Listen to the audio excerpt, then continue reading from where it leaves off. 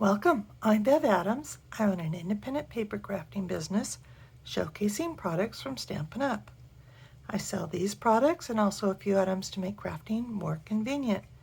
I have the free detailed directions for this card on my website, and you'll be able to click the links for the products that you would like to be taken to my online store at Stampin' Up! You'll see where to find all of that at the end of this video, so don't worry about taking notes. It's time to put stamps, ink, and paper together. This is a fun fold card,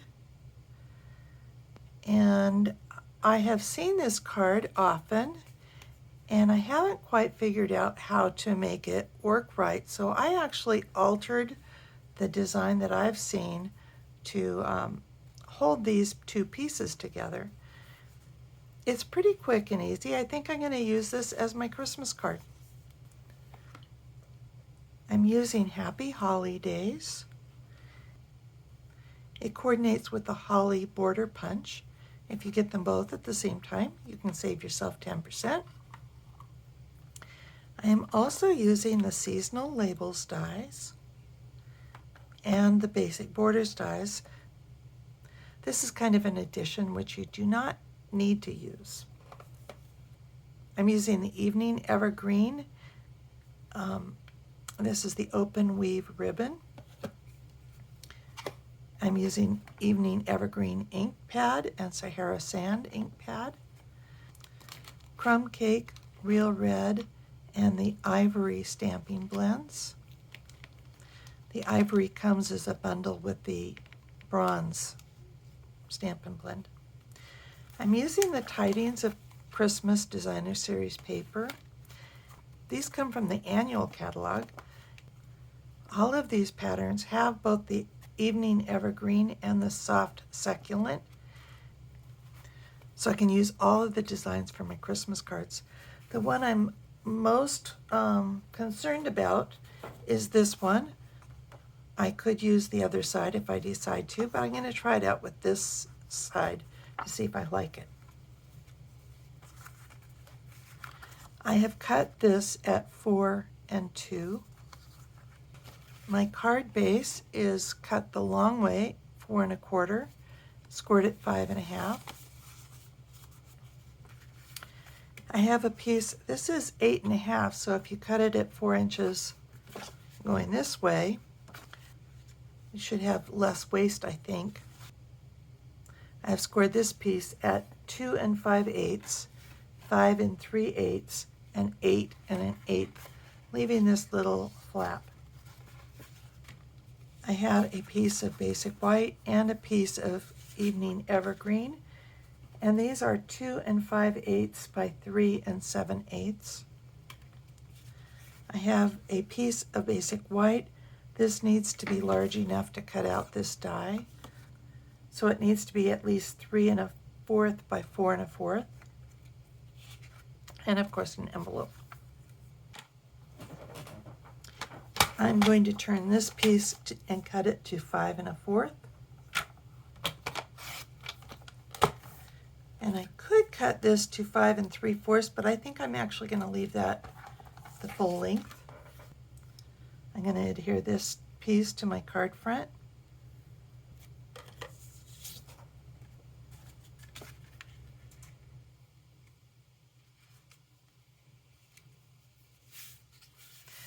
And I just put, I don't know if you noticed, I just put adhesive around the outside edge because I'm going to be cutting out the middle, and that leaves a centerpiece that I can use for another project. So I'm pulling in my Stampin' Cut and Emboss machine. I've got the number 1 platform, the number 2 die plate, and my cut up plate. And I'm going to use the largest die to cut out a piece to color, and I think it fits in this way.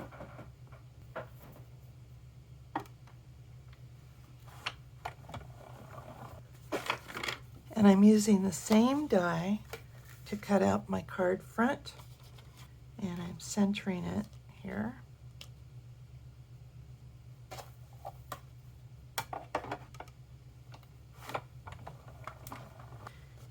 And this part is at the end of my directions, but I'm going to go ahead and tell you now. I'm going to adhere this piece to my envelope flap. And just to be sure I've got the adhesive in the right place, I'm going to put adhesive on this side. I probably should have just put adhesive on the top and bottom here.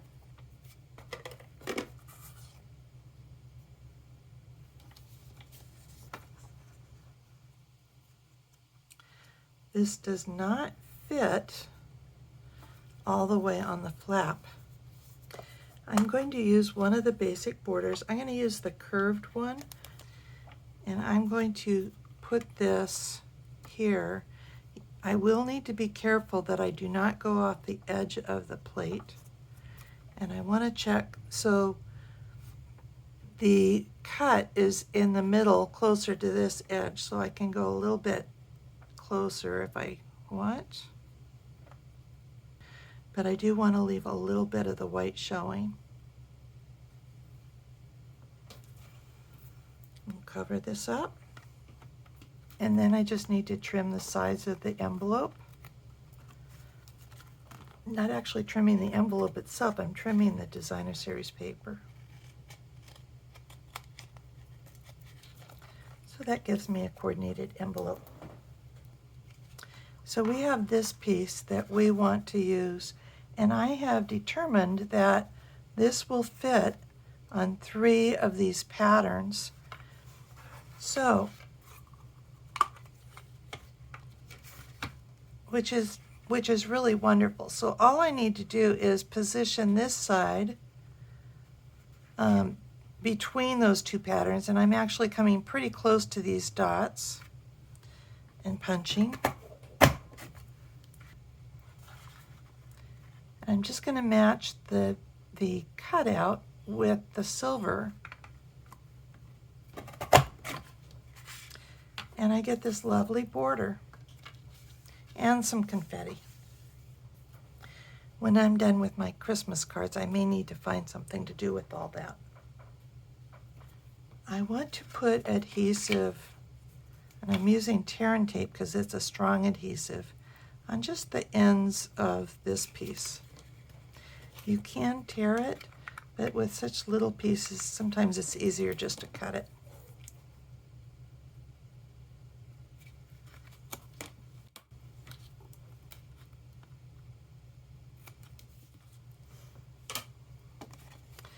And then I'm cutting next to the tear and tape, across the crease,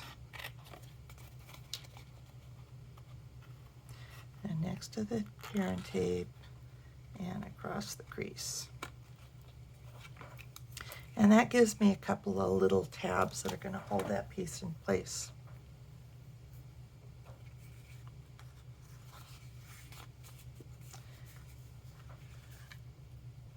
This should be Mountain Valley, and this tape will be facing up. This piece goes behind here,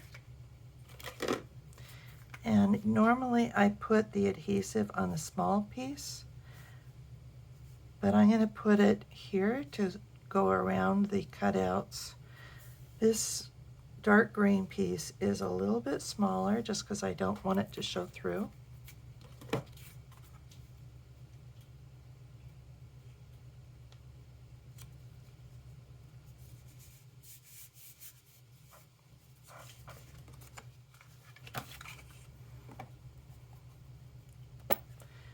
With Evening Evergreen ink, I'm stamping wishing your family health and happiness through the coming year. It just barely fits, and I want it right in the middle.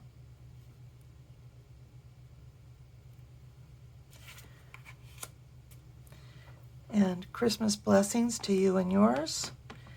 And this is going to go at the top, as close to the top as you can get without going over that cut-in part.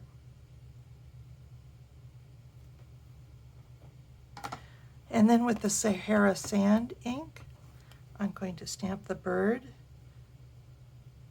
And I want its toes basically at the bottom of this tag. I'm going to be coloring this section of the bird with the light Real Red Stampin' Blend. I don't know what kind of bird this is, but I'm thinking of a robin with a red breast. It may not be a robin. And then with the ivory, I'm going to color under its neck. By the way, it has a smaller bullet tip and a larger brush tip, and you can tell by both the picture and by the size of the line there. So I'm going to color in around the eye. And I'm blending in with the red a little bit.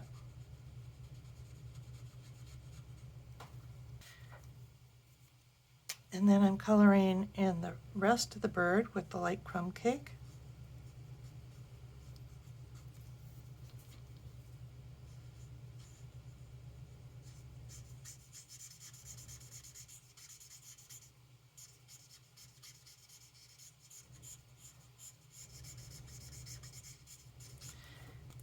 Using the darker crumb cake, and I just want to highlight these feathers and this little kind of row of feather tips here and kind of make this a little bit rounder.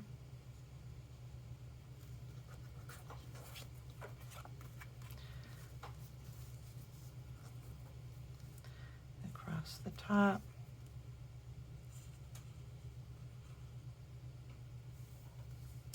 Coloring its legs. And I should have used the bullet. I think I'm going to switch to the bullet tip.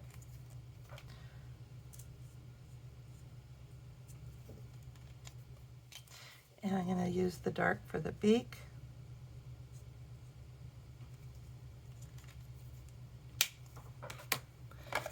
And I didn't suggest the color lifter, but I see that I went over the line a little bit. So the color lifter will kind of, I like to call it the color pusher. It'll just kind of push it back where it belongs. And then with the light crumb cake, and I'm going to use the bullet tip now to kind of blend these colors together. And I think of this as stirring them up.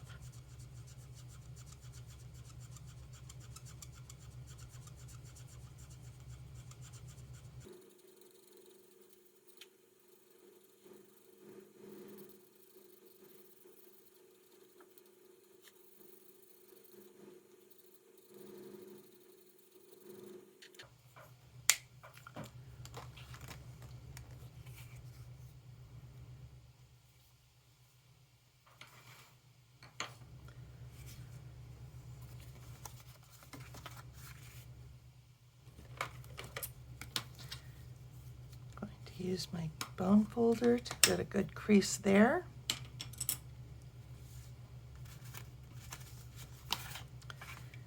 And I didn't put this piece in, so I'll do that now.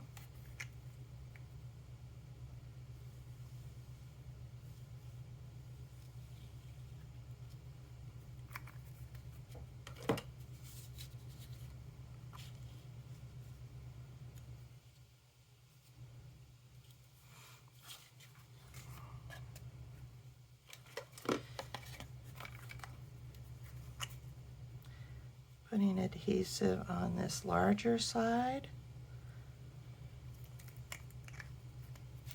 And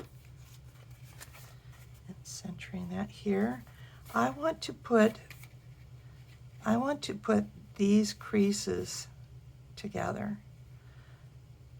And so I've got a little bit wider border than I usually have here, but the card will function better if those creases are there.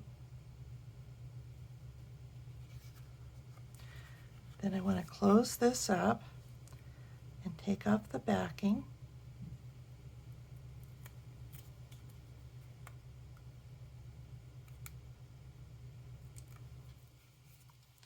And close this. And then that will work nicely. I'm going to put this piece on here, but first I want to put a ribbon. This ribbon does two things. One, it just kind of decorates, but also if you want to use that as a pull location, it will work. So I am going to use some tear and tape here.